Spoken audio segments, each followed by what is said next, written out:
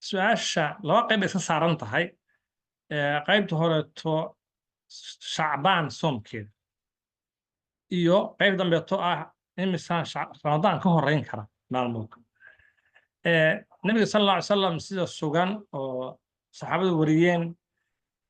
bisha uu wixii aan ramadaan ka ahayn bilaha caadiga bisha ugu soomka badnaa shacbaan baa lagu sheegay nabiga sal alla alay salam ma sugnaanin bil aan ramadaan ahayn inuu dhammaanteed wada soomay laakiin in badan oo ka mid a shacbaan inuu soomay baa sugan nabiga sal alla alay salam marka shacbaan waa free ka soomi kartaa adiga intaad ka soonaa